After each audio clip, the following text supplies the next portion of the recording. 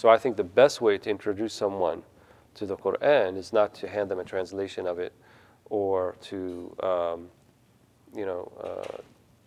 teach them a particular surah, even though those are ways, but I think the best ways is show them how to live it. Be the walking Qur'an. Be the meanings that you are going to teach them that come from a particular exegesis or tafsir of the Qur'an. But unless we're embodying those things, I think it'll be difficult for people to have a good introduction to the Qur'an. And people don't realize this. Like, you are a kind of a walking advertisement for two things: for who the Prophet ﷺ was and for the Qur'an. And notice when people want to disparage the deen of Islam, invariably they'll disparage, most of the time I would say, the Prophet ﷺ, and secondarily the Qur'an, because they realize that this defines who we are, right? And we say kitab and sunnah, we say the kitab, the book, and the sunnah of the Prophet ﷺ, and they're actually, I think, two aspects of the same unified whole, right? They're not two separate things. You cannot divorce or separate the sunnah from the Qur'an or the Qur'an from the sunnah, and then hence you cannot divorce all of the ulum al-mushtaqqa, all of the derived disciplines, right, in their entirety, which include the ulum al-hadith and al-tafsir and al-fiqh and usul al-fiqh and all of these disciplines that come from the Qur'an.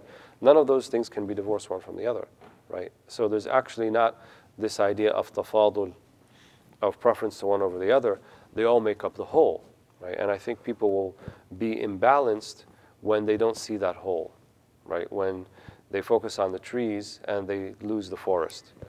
And I think when that happens and people see only an aspect of a particular tree and they don't see the forest, then they don't appreciate what Islam actually is, right? And so when we talk about the best attributes in a person, we always talk about kamal.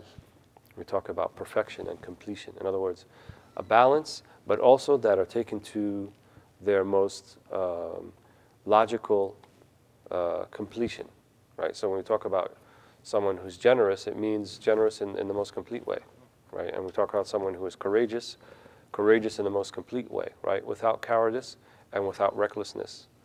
And so when you read the Qur'an, I believe, whether you read it with meaning, as I said, or without meaning, you're going to avail yourself of those things.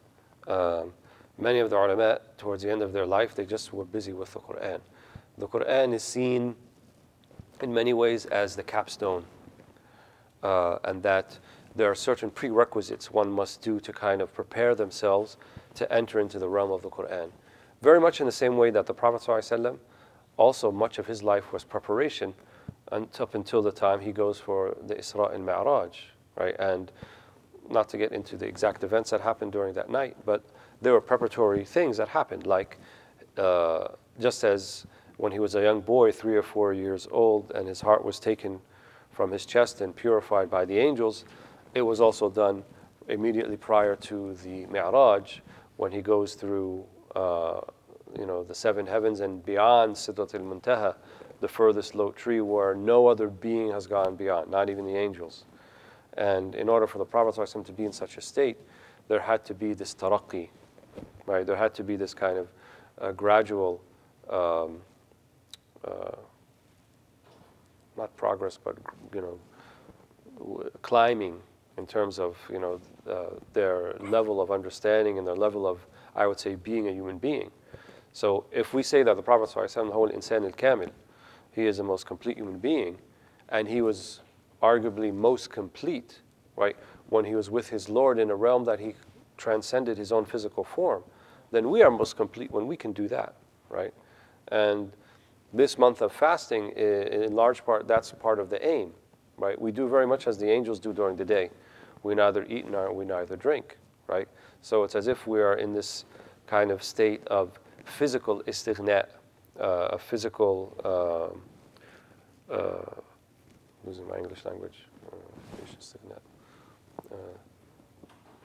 sufficiency, right? So we suffice ourselves without food, without drink, but then this opens the soul up, right, to things that perhaps were not available when we were in a satiated state, right? Because we need to prepare ourselves, right? Right. There has to be isti'adad, right? Al-imdad ala qadr al-isti'adad. The madad, the imdad, the reach that Allah will put forth for you is going to have a lot to do with your state of preparedness.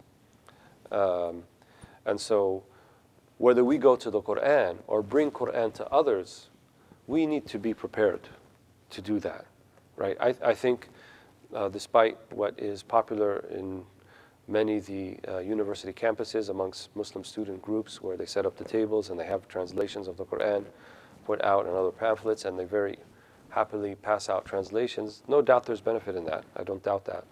But I think it would be so much more emphatic and beneficial if they were able to see that in us, right? If they were able to see the Prophet ﷺ in our actions, in our deeds, in our states, to see the meanings of the Qur'an there.